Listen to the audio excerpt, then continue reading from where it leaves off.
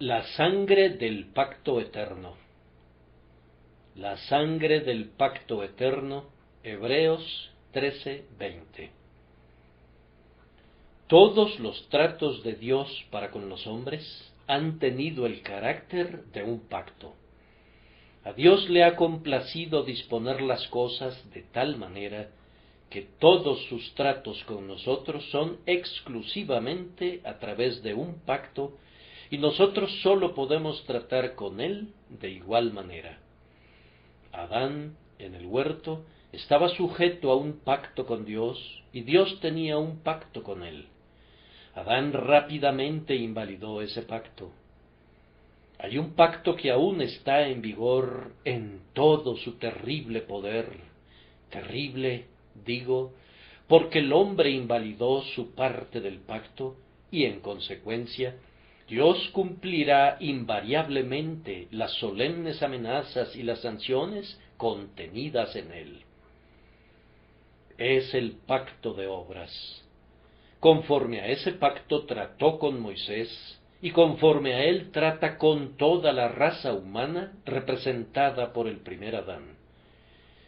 Posteriormente, cuando Dios trató con Noé, lo hizo a través de un pacto, y cuando en una época posterior trató con Abraham, plugo a Dios comprometerse con él por medio de un pacto. Él preservó y guardó ese pacto que fue renovado continuamente con muchos de sus herederos. Dios no trató ni siquiera con David, un varón conforme a su corazón, de otra manera que mediante un pacto.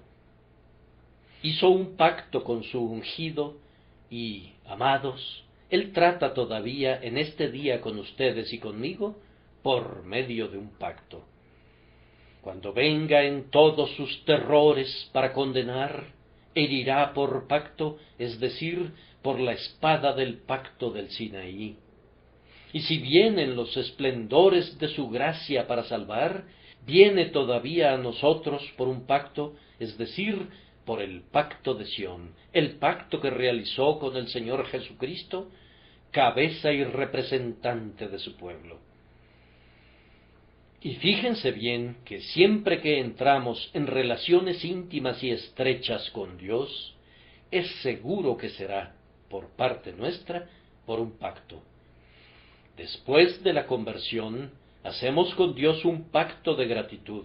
Venimos a Él conscientes de lo que ha hecho por nosotros y nos entregamos a Él.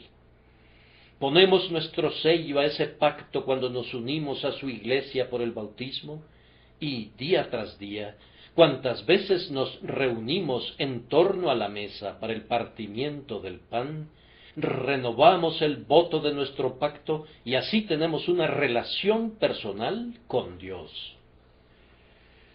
Yo no puedo elevar mi oración a Él, excepto a través del pacto de gracia, y sé que no soy su hijo, a menos que sea suyo, primero, a través del pacto por medio del cual Cristo me compró, y después, a través del pacto por medio del cual me entregué a Él, y le di todo lo que soy y todo lo que tengo.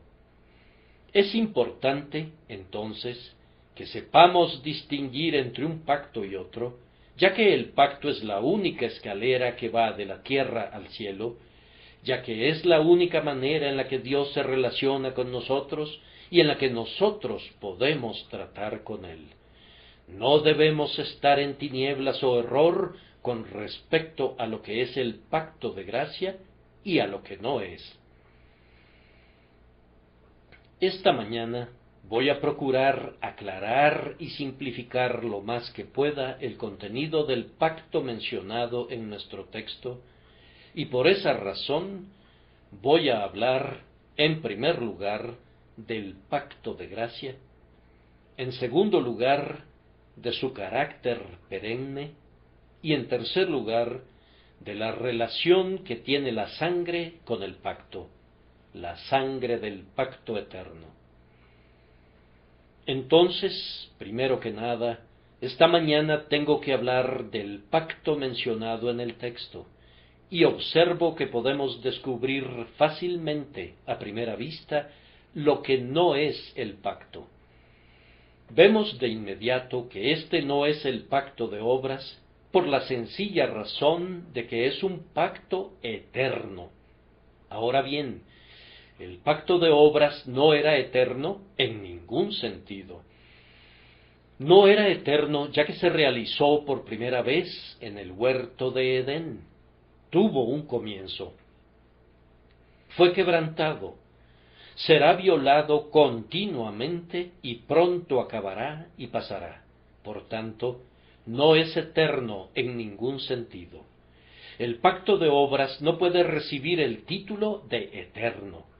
Pero como el pacto de mi texto es una alianza eterna, no es el pacto de obras. Dios hizo un pacto con la raza humana que establecía más o menos lo siguiente: si tú, oh hombre, eres obediente, vivirás y serás feliz. Pero si eres desobediente, perecerás. El día que me desobedecieres, ciertamente morirás. Ese pacto fue realizado con todos nosotros en la persona de nuestro representante, el primer Adán. Si Adán hubiera guardado ese pacto, creemos que todos nosotros habríamos sido preservados. Pero como Adán invalidó el pacto, ustedes y yo, y todos nosotros, caímos y fuimos considerados, a partir de entonces, como herederos de la ira y del pecado, inclinados a todo mal y sujetos a todo sufrimiento. Ese pacto fue abolido con respecto al pueblo de Dios. Fue sustituido por un nuevo y mejor pacto que lo eclipsó total y enteramente con su gloria llena de gracia. Además, permítaseme comentar que el pacto aquí significado no es el pacto de gratitud realizado entre el amoroso Hijo de Dios y su Salvador. Ese pacto es muy legítimo y apropiado. Confío que todos los que conocemos al Salvador hayamos dicho en nuestros propios corazones: fue realizada, la grandiosa transacción fue realizada. Yo soy de mi Señor y Él es mío. Le hemos entregado todo a Él. Pero ese no es el pacto al que hace referencia el texto, por la sencilla razón de que el pacto de nuestro texto es un pacto eterno. Ahora bien, el nuestro fue escrito hace sólo unos cuantos años. Lo habríamos despreciado en las primeras etapas de nuestra vida, y no puede ser a lo sumo tan viejo como nosotros mismos. Habiendo mostrado rápidamente lo que no es este pacto, puedo comentar lo que sí es este pacto, y aquí será necesario que subdivida de nuevo este encabezado y que hable de él así. Para entender un pacto es preciso saber quiénes son las partes contratantes. En segundo lugar, cuáles son las estipulaciones del contrato. Y en tercer lugar, cuáles son los objetos del mismo. Y luego, si quisieran profundizar más, tienen que entender algo sobre los motivos que condujeron a las partes contratantes a establecer el pacto entre ellas.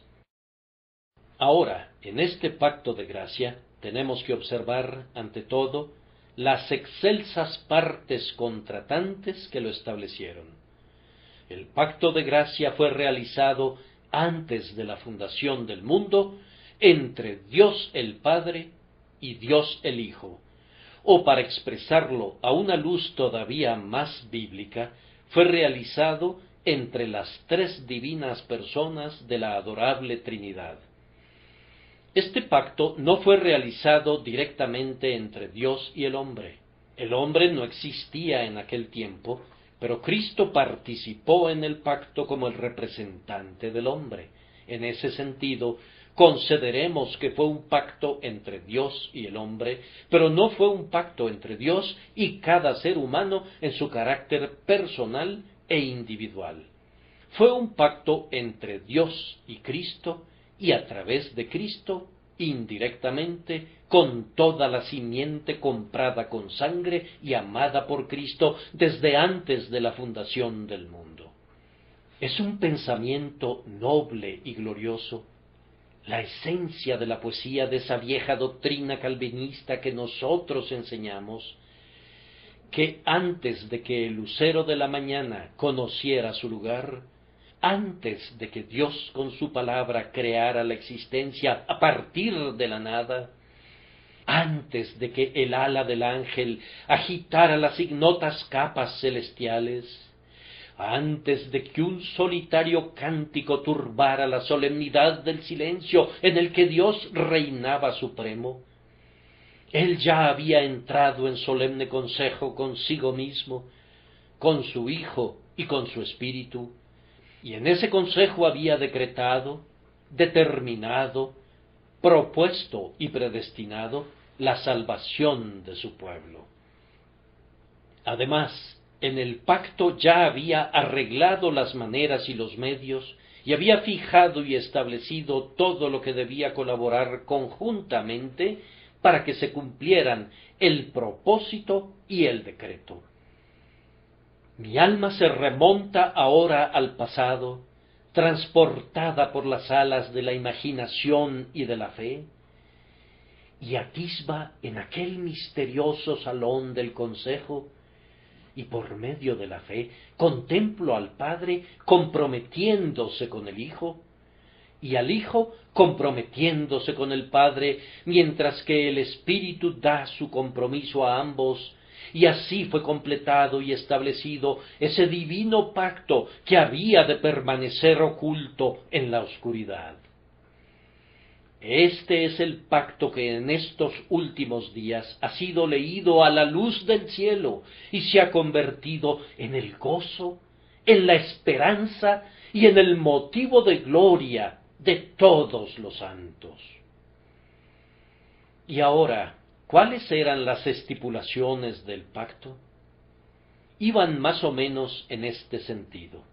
Dios había visto de antemano que el hombre, después de la creación, invalidaría el pacto de obras, que por leve y benigna que fuera la condición bajo la cual Adán habría de poseer el paraíso, esa condición sería demasiado ardua para él y daría coces contra ella, yendo a la ruina con toda certeza. También Dios había visto de antemano que sus elegidos, a quienes había escogido de entre toda la humanidad, caerían por el pecado de Adán, puesto que ellos, al igual que el resto de la humanidad, estaban representados en Adán. Por tanto, el pacto tenía como propósito la restauración del pueblo elegido. Y ahora podemos entender fácilmente cuáles eran las estipulaciones. Del lado del Padre, su contenido iba en este sentido. Yo no podría referirlo en la gloriosa lengua celestial en la que fue escrito. De buen grado lo bajaré al nivel de un lenguaje adaptado al oído de la carne y al corazón de un mortal. Así, digo, está expresado el pacto en líneas parecidas a estas. Yo, Jehová el Altísimo, por este medio doy a mi unigénito y bien amado Hijo un pueblo más incontable que el número de las estrellas, cuyo pecado Él lavará y al cual Él preservará, guardará, guiará y presentará al final sin mancha ni arruga ni cosa semejante delante de mi trono. Yo pacto mediante juramento, y juro por mí mismo, porque no puedo jurar por otro mayor, que estas personas que doy ahora a Cristo serán por siempre objetos de mi amor eterno. Las perdonaré por causa del mérito de la sangre. Les daré una perfecta justicia, las adoptaré y las convertiré en mis hijos y mis hijas, y reinarán conmigo a través de Cristo eternamente. Eso establece ese glorioso lado del pacto. El Espíritu Santo también, como una de las excelsas partes contratantes de ese lado del pacto, declaró: «Yo pacto por este medio», dice él, «que a todos aquellos que el Padre dio al Hijo, los voy a vivificar a su tiempo, voy a mostrarles su necesidad de redención, voy a suprimir en ellos toda esperanza infundada, y voy a destruir sus refugios de mentiras. Voy a llevarlos a la sangre de la aspersión, voy a darles una fe mediante la cual esta sangre será aplicada a ellos. Voy a obrar en ellos toda gracia, voy a mantener viva su fe, voy a limpiarlos y voy a quitarles toda depravación, y serán presentados al final sin mancha ni arruga». Este es el lado del pacto que está siendo cumplido y guardado escrupulosamente en este preciso día. En cuanto al otro lado del pacto, esa es la parte que fue asumida y pactada por Cristo. Él declaró y pactó así con su Padre: «Padre mío, por mi parte, pacto que asumiré la naturaleza del hombre cuando se cumpla el tiempo. Voy a asumir la forma y la naturaleza de la raza caída. Voy a vivir en su desventurado mundo y voy a guardar perfectamente la ley a nombre de mi pueblo. Voy a obrar una justicia sin mancha que habrá de ser aceptable para las exigencias de tu justa y santa ley. A su debido tiempo voy a cargar con los pecados de todo mi pueblo. Tú vas a exigir de mí el pago de sus deudas. Yo soportaré el castigo de su paz, y por mi llaga serán curados. Padre mío, yo pacto y prometo que seré obediente hasta la muerte, y muerte de cruz. Yo engrandeceré tu ley, y la honraré. Yo voy a sufrir todo lo que ellos tenían que haber sufrido. Voy a soportar la maldición de tu ley, y todos los vasos de tu ira serán vaciados y derramados sobre mi cabeza. Luego voy a resucitar, voy a ascender al cielo, voy a interceder por ellos a tu diestra. Voy a responsabilizarme por cada uno de ellos, para que ninguno de los que me has dado se pierda jamás, sino que voy a llevar a todas mis ovejas, de las que por mi sangre tú me has constituido el pastor, voy a llevarlas salvas a ti, a cada una de ellas al final. Ese es el contenido del pacto. Y ahora, así lo creo, ustedes tienen una idea clara de lo que era y de cómo se encuentra el pacto entre Dios y Cristo, entre Dios el Padre y Dios el Espíritu, y Dios el Hijo como cabeza del pacto y como representante de todos los elegidos de Dios. Les he presentado, tan brevemente como he podido, cuáles eran sus estipulaciones. Observen, por favor, queridos amigos míos, que el pacto ha sido perfectamente cumplido de un lado. Dios el Hijo pagó las deudas de todos los elegidos. Él sufrió toda la ira divina por nosotros, por nuestra redención. No queda nada pendiente de esa parte del pacto, excepto que Él continuará intercediendo para llevar a la gloria con seguridad a todos los redimidos. Del lado del Padre, esta parte del pacto ha sido cumplida para incontables miríadas. Dios el Padre y Dios el Espíritu no se han rezagado en su divino compromiso. Y fíjense bien que ese lado ha sido concluido y ha sido llevado a cabo tan plena y tan completamente como el otro. Cristo puede decir acerca de lo que prometió hacer: consumado es. Y lo mismo dirán todos los gloriosos pactantes. Todos aquellos por quienes Cristo murió serán perdonados, todos serán justificados, todos serán adoptados. El Espíritu los vivificará a todos les dará fe, a todos los llevará al cielo, y cada uno de ellos será acepto en el amado, sin obstáculos, en el día cuando el pueblo sea contado y Jesús sea glorificado. Y ahora, habiendo visto quiénes eran los excelsos pactantes y cuáles eran los términos del pacto realizado entre ellos, veamos cuáles eran los objetos de este pacto. ¿Fue realizado este pacto para todo individuo de la raza de Adán? Ciertamente no. Descubrimos lo secreto por lo visible. Lo que está en el pacto ha de ser visto a su debido tiempo con el ojo, y habrá de ser oído con el oído. Veo a multitudes de hombres que perecen, que prosiguen desenfrenadamente en sus perversos caminos, rechazando el ofrecimiento de Cristo que les es presentado en el Evangelio día tras día, hollando bajo sus pies la sangre del Hijo del Hombre, desafiando al espíritu que lucha con ellos. Veo que esos hombres van de mal en peor y al fin perecen en sus pecados. No tengo la insensatez de creer que ellos tienen una participación en el pacto de gracia. Los que mueren en la impenitencia, las multitudes que rechazan al Salvador, demuestran claramente que no tienen ni parte ni porción en el pacto sagrado de la gracia divina, pues si tuvieran alguna participación en él, habría ciertas señales y evidencias que nos lo mostrarían.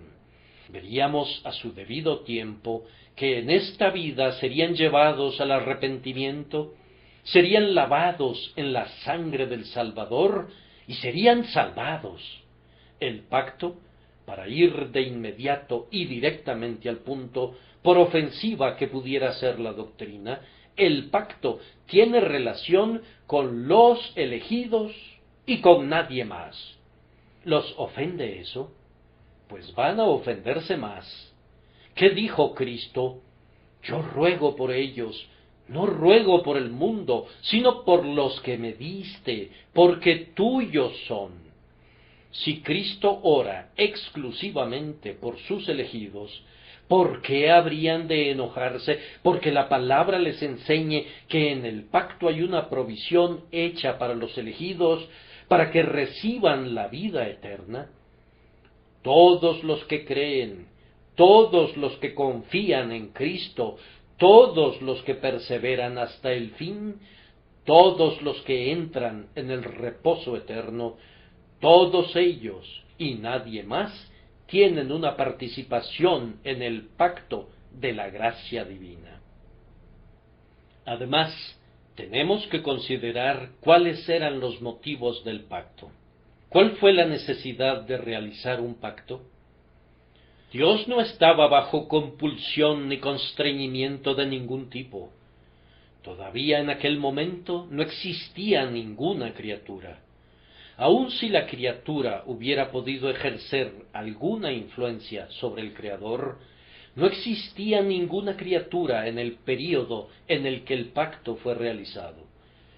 No podemos buscar en ninguna parte para encontrar el motivo de Dios para realizar el pacto, excepto en Él mismo, pues de Dios se podía decir literalmente en aquel día: yo soy, y fuera de mí no hay más.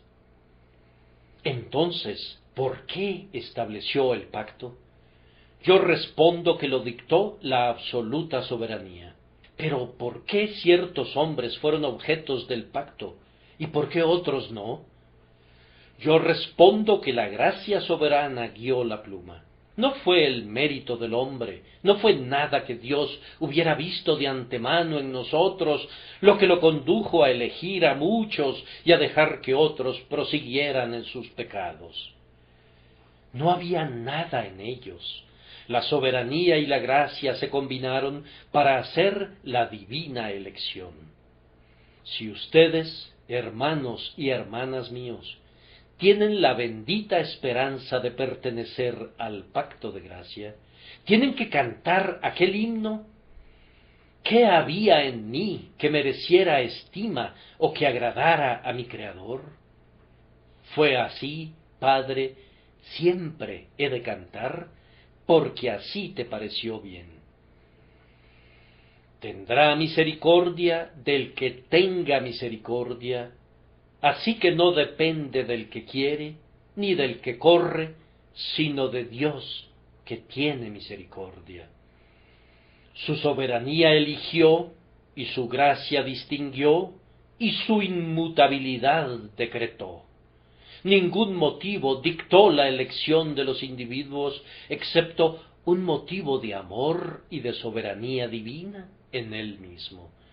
Sin duda, la grandiosa intención de Dios al hacer el pacto fue su propia gloria. Cualquier motivo inferior a ese estaría por debajo de su dignidad. Dios encuentra sus motivos en Él mismo. No tiene que mirar a unas polillas y a unos gusanos para sus actos. Él es el Yo soy. Él no se sienta en ningún trono precario, ni pide permiso para ser. Él hace lo que le place con los ejércitos del cielo. ¿Quién puede detener su mano y decirle, ¿qué haces? ¿Acaso le preguntará el barro al alfarero el motivo por el que lo convirtió en un vaso? ¿Acaso la cosa formada le ha de dictar órdenes a su Creador antes de su creación? No, Dios es Dios, y el hombre debe reducirse a su nada natural. Y si Dios lo exalta, no debe jactarse como si Dios tuviera una razón para la obra en el hombre. Él encuentra sus motivos en sí mismo. Él se contiene a sí mismo y no encuentra nada más allá de sí mismo y no necesita nada de nadie excepto de él mismo. Así, esta mañana he discutido tan plenamente como el tiempo me lo ha permitido el primer punto respecto al pacto. Que el Espíritu Santo nos conduzca a adentrarnos en esta sublime verdad. Y ahora, en segundo lugar, vamos a considerar su carácter eterno. Es llamado un pacto eterno. Pueden observar de inmediato su antigüedad. El pacto de gracia es la más antigua de todas las cosas.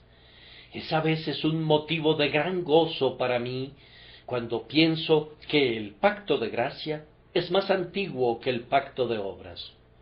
El pacto de obras tuvo un inicio, pero el pacto de gracia no lo tuvo. Y bendito sea Dios porque el pacto de obras tiene su fin, pero el pacto de gracia permanecerá siendo firme cuando el cielo y la tierra pasen. La antigüedad del pacto de gracia exige nuestra agradecida atención. Es una verdad que tiende a elevar a la mente. No conozco ninguna doctrina más grandiosa que esta. Es la propia esencia y el alma de toda poesía, y al detenerme y meditar en ella, confieso que mi espíritu ha sido a veces arrebatado de gozo. ¿Puedes concebir la idea de que antes de que existieran todas las cosas, Dios ya había pensado en ti? Que cuando no había formado todavía sus montes, ya había pensado en ti, pobre gusano insignificante. Antes de que las magníficas constelaciones comenzaran a brillar, y antes de que hubiera sido fijado el grandioso centro del mundo, y todos los poderosos planetas y los diversos mundos hubieran sido conducidos a girar a su alrededor. Dios ya había fijado entonces el centro de su pacto y había ordenado el número de esas estrellas menores que deberían girar en torno a ese bendito centro y obtener de él la luz. Vamos, cuando uno está absorto en algunas grandes concepciones del ilimitado universo, cuando con los astrónomos volamos a través del espacio, cuando lo encontramos sin fin y vemos que las huestes estrelladas son sin número, ¿no parece maravilloso que Dios diera al pobre hombre insignificante una preferencia que trasciende al universo entero? ¿O esto no puede volvernos orgullosos, porque es una verdad divina, pero tiene que hacernos sentir felices? Oh creyente, tú consideras que no eres nada, pero Dios no piensa así de ti. Los hombres te desprecian, pero Dios se acordó de ti antes de crear nada. El pacto de amor que hizo con su Hijo por ti es más antiguo que la más remota antigüedad. Y si volaras de regreso hasta donde el tiempo no había comenzado, antes de que esas rocas macizas que muestran las marcas de la ancianidad hubiesen comenzado a ser depositadas, Él te había amado y te había elegido y había hecho un pacto respecto de ti. Recuerda bien estas antiguas cosas de los collados eternos. Además, es un pacto eterno por su seguridad. Nada puede ser eterno si no es seguro. El hombre puede erigir sus estructuras y pensar que pueden durar perennemente, pero la torre de Babel se derrumbó y las propias pirámides muestran señales de ruina. Nada de lo que el hombre ha hecho es eterno, porque no puede protegerlo de la destrucción. Pero respecto al pacto de gracia, bien dijo David, es ordenado en todas las cosas y será guardado. Es firmado y sellado y ratificado, bien ordenado en todas las cosas. No hay ni un sí ni un pero en todo él de principio a fin. El libre albedrío odia las palabras se hará y así será de Dios, y le gustan los sí y los pero dichos por el hombre, pero no hay ni un sí ni un pero en el pacto de gracia. Las únicas condiciones son haré y se hará. Jehová lo jura y el Hijo lo cumple. Es cierto y tiene que serlo. Tiene que ser seguro, pues yo soy lo determina. Él dijo y no hará. Habló y no lo ejecutará. Es un pacto seguro. He dicho algunas veces que si alguien estuviera a punto de construir un puente o una casa, y dejara una sola piedra o una madera para que yo las colocara donde yo quisiera, les garantizo que su casa se caería. Si alguien estuviera a punto de construir un puente y dejara simplemente que yo colocara una piedra escogida por mí, yo lo retaría a construir un puente que resistiera. Bastaría con que yo seleccionara la clave y él podría construir luego de la manera que quisiera, pero pronto se caería. Ahora, el pacto arminiano no se puede sostener porque hay 1 o 2 ladrillos en él, y eso es decirlo en la forma más benigna, pues podría haber dicho porque cada una de sus piedras, y eso estaría más cerca del blanco, que dependen de la voluntad del hombre. Queda al arbitrio de la criatura salvarse o no. Si no quiere, no hay ninguna influencia compelente que pudiera dominar o vencer su voluntad. Según el arminiano, no hay ninguna promesa de que una influencia será lo suficientemente fuerte para doblegarlo. Así que queda al arbitrio del hombre, y Dios, el poderoso constructor, aunque pusiera piedra sobre piedra y todo fuera sólido como el universo, puede ser derrotado por su criatura. Desechen una tal blasfemia. Toda la estructura, de principio a fin, está en las manos de Dios. Los propios términos y condiciones de ese pacto se han convertido en sus sellos y garantías en vista de que Jesús los ha cumplido todos. Su pleno cumplimiento en cada jota y tilde es seguro y debe cumplirse por Cristo Jesús, quiéralo el hombre o no lo quiera. No es el pacto de la criatura, es del Creador. No es el pacto del hombre, es el pacto del Todopoderoso, y lo llevará a cabo y lo realizará prescindiendo de la voluntad del hombre. Pues esta es la propia gloria de la gracia, que el hombre odia ser salvado, que está enemistado con Dios, pero Dios lo redimirá, que el pacto de Dios es serás, y la intención del hombre es no seré, y el se hará de Dios vencerá al no quiero del hombre. La gracia todopoderosa cabalga victoriosa sobre el cuello del libre albedrío y lo lleva cautivo en gloriosa cautividad al poder siempre vencedor de la gracia irresistible y del amor. Es un pacto seguro y por tanto merece el título de eterno. Además, no sólo es seguro, sino que es inmutable. Si no fuera inmutable, no podría ser eterno. Lo que cambia, fenece. Podemos estar muy seguros de que todo lo que tenga sobre sí la palabra cambio, tarde o temprano muere y será quitado como cosa que no es. Pero todo es inmutable en el pacto. Todo lo que Dios ha determinado sucederá, y ni una sola palabra, o línea, o letra podrían ser alteradas. Lo que el Espíritu promete se hará, y todo lo que Dios el Hijo prometió ha sido cumplido y será consumado en el día de su venida. Oh, si creyéramos que las sagradas líneas pudieran ser borradas, que el pacto pudiera ser emborronado y distorsionado, vamos, entonces, queridos amigos míos, podríamos sumirnos en la desesperación. He oído que algunos predicadores dicen que cuando el cristiano es santo, está en el pacto, pero que cuando peca, es eliminado de nuevo. Cuando se arrepiente, es registrado otra vez, y si luego cae, entonces es borrado de nuevo, y así entra y sale por la puerta como si saliera de su casa o entrara en ella.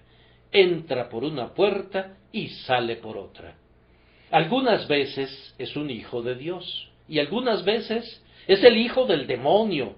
Algunas veces es un heredero del cielo, y repentinamente es un heredero del infierno. Y conozco a un hombre que se atrevió a decir que aunque un hombre pudiera haber perseverado a través de la gracia durante 60 años, con todo, si se apartara el último año de su vida, si pecara y muriera en esa condición, perecería eternamente, y toda su fe y todo el amor que Dios le había manifestado en los días transcurridos no servirían de nada. Me da gusto decir que tal concepto de Dios es precisamente la propia noción que tengo del diablo. Yo no podría creer en un Dios así, y no podría postrarme delante de él. Un Dios que ama hoy y odia mañana, un Dios que da una promesa y que sin embargo sabe de antemano que después de todo el hombre no verá cumplida la promesa, un Dios que perdona y castiga, que justifica y que posteriormente ejecuta, es un Dios que no puedo soportar. No es el Dios de las Escrituras, estoy seguro de ello, pues Él es inmutable, justo, santo y veraz, y habiendo amado a los suyos, los amará hasta el fin. Y si Él ha dado una promesa a alguien, la promesa será guardada, y el hombre que está una vez en la gracia, está en la gracia para siempre, e invariablemente entrará en la gloria. Y luego, para concluir, tenemos este punto. El pacto es eterno porque nunca se acabará. Será cumplido, pero seguirá siendo firme. Cuando Cristo haya completado todo y haya llevado a cada creyente al cielo, cuando el Padre haya visto a todo su pueblo reunido, el pacto, es verdad, llegará a una consumación, pero no a una conclusión, pues así dice el pacto: los herederos de la gracia serán benditos para siempre, y en tanto que para siempre dure, este pacto eterno demandará la felicidad, la seguridad y la glorificación de cada una de las personas que hubieran sido contempladas en él. Habiendo considerado ya el carácter eterno del pacto, concluyo con la porción más dulce y más preciosa de la doctrina, es decir, la relación que tiene la sangre con el pacto, la sangre del pacto eterno. La sangre de Cristo tiene una relación cuádruple con el pacto. Con respecto a Cristo, su sangre preciosa derramada en Getsemaní, en Gabata y el Gólgota, es el cumplimiento del pacto. El pecado es quitado por medio de esta sangre. Por las agonías de Jesús, la justicia es satisfecha. Por su muerte, la ley es honrada. Y por esa sangre preciosa, en toda su eficacia mediadora y en todo su poder purificador, Cristo cumple todo lo que estipuló con Dios que haría en favor de su pueblo. Oh creyente, mira a la sangre de Cristo y recuerda que así es cumplida la parte del pacto que corresponde a Cristo. Y ahora no queda nada que deba cumplirse excepto la parte de Dios. No hay nada que tú debas hacer. Jesús lo ha hecho todo. No hay nada que libre albedrío deba suplir. Cristo ha hecho todo lo que Dios exigía. La sangre es el cumplimiento de la parte correspondiente al deudor del pacto, y ahora Dios está obligado, por su propio juramento solemne, a mostrar gracia y misericordia a todos los que Cristo ha redimido por su sangre. Con respecto a la sangre, en otro sentido, corresponde a Dios el Padre la obligación del pacto. Cuando veo a Cristo morir en la cruz, a partir de ese momento, si se me permite usar el término con respecto a alguien que siempre ha de ser libre, veo al Dios eterno obligado, por su propio juramento y por su pacto, a cumplir cada estipulación. Dice el pacto: os daré corazón nuevo y pondré espíritu nuevo dentro de vosotros. Tiene que ser cumplido, pues Jesús murió y la muerte de Jesús es el sello del pacto. Dice: esparciré sobre vosotros agua limpia y seréis limpiados de todas vuestras inmundicias. Entonces tendrá que hacerlo, pues Cristo ha cumplido su parte. Y por tanto, ahora no podemos presentar más el pacto como algo de lo que se pueda dudar, sino como nuestro derecho exigible ante Dios a través de Cristo. Y al presentarnos humildemente de rodillas, argumentando ese pacto, nuestro Padre Celestial no negará las promesas contenidas en él, sino que hará que cada una de ellas sea sí y amén para nosotros por medio de la sangre de Jesucristo. Además, la sangre del pacto tiene relación para con nosotros como los objetos del pacto, y esa es su tercera luz. No sólo es un cumplimiento con respecto a Cristo y una obligación con respecto a su Padre, sino que es una evidencia con respecto a nosotros mismos. Y aquí, amados hermanos y hermanas, permítanme hablarles afectuosamente. ¿Confían enteramente en la sangre? ¿Ha sido aplicada a su conciencia la sangre preciosa de Cristo? ¿Han visto sus pecados perdonados a través de su sangre? ¿Han recibido el perdón de los pecados a través de la sangre de Jesús? ¿Se glorían en su sacrificio y es su cruz la única esperanza y el único refugio de ustedes? Entonces participan en el pacto. Algunos seres quieren saber si son elegidos. No podríamos responderles eso a menos que nos dijeran esto. ¿Crees? ¿Está fundada tu fe en la sangre preciosa? Entonces tú estás en el pacto. Y oh, pobre pecador, si no tienes nada que te recomiende, si te quedas atrás y dices, no me atrevo a venir, tengo miedo, no estoy en el pacto, Cristo todavía te invita a que vengas. Venid a mí, dice Él. Si no puedes venir al Padre del pacto, ven a la fianza del pacto. Venid a mí, y yo os haré descansar. Y cuando hayas venido a Él, y su sangre te haya sido aplicada, no dudes de que en el registro carmesí de la elección esté tu nombre. Puedes leer tu nombre en los sangrientos caracteres de la expiación de un Salvador. Entonces lo leerás un día en las letras de oro de la elección del Padre. El que cree es elegido. La sangre es el símbolo, la señal, la garantía, la fianza y el sello del pacto de la gracia para ti. Siempre ha de ser el telescopio a través del cual tú puedes mirar para ver las cosas que están lejanas. Tú no puedes ver tu elección a simple vista, pero puedes verla claramente a través de la sangre de Cristo. Confía en la sangre, pobre pecador, y entonces la sangre del pacto eterno es una prueba de que tú eres un heredero del cielo.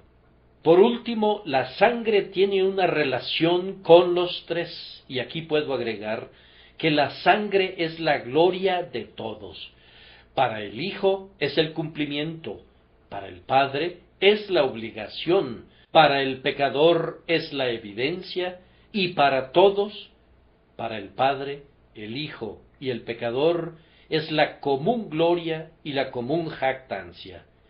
En esto el Padre tiene complacencia, en esto el Hijo también, con gozo, mira desde lo alto y ve la compra de sus agonías, y en esto siempre ha de encontrar su consuelo y su cántico eterno. Jesús, tu sangre y tu justicia son mi gloria y mi cántico eternamente y para siempre. Y ahora, mis queridos oyentes, tengo que hacerles una pregunta y habré concluido. ¿Tienen ustedes la esperanza de estar en el pacto? ¿Han puesto su confianza en la sangre? Aunque tal vez, con base en lo que he estado diciendo, imaginen que el Evangelio es restringido, recuerden que el Evangelio se predica libremente a todos. El decreto es limitado, pero las buenas nuevas son tan amplias como el mundo. El buen anuncio y las buenas nuevas son tan amplios como el universo. Yo se los comunico a toda criatura bajo el cielo, porque se me ha dicho que lo haga. El secreto de Dios, que es tratar con la aplicación, está restringido a los elegidos de Dios, mas no el mensaje, pues éste ha de ser proclamado a todas las naciones. Tú has oído el Evangelio en repetidas ocasiones en tu vida.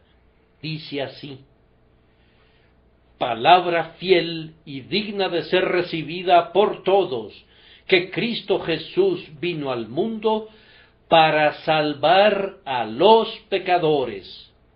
¿Crees eso? Y he aquí tu esperanza, que es algo semejante a esto. Yo soy un pecador. Yo confío que Cristo murió por mí. Yo pongo mi confianza en el mérito de su sangre, y ya sea que me hunda o que nade, no tengo ninguna otra esperanza excepto esta. Nada en mi mano traigo, simplemente a tu cruz me aferro. Tú lo has oído, lo has recibido en tu corazón y te has aferrado a él. Entonces tú eres alguien contemplado en el pacto. ¿Y por qué te habría de amedrentar la elección? Si tú has elegido a Cristo, puedes estar seguro de que Él te eligió.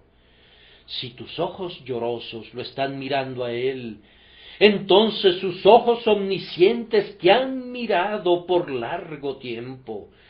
Si tu corazón lo ama, su corazón te ama más de lo que tú podrías amarlo jamás.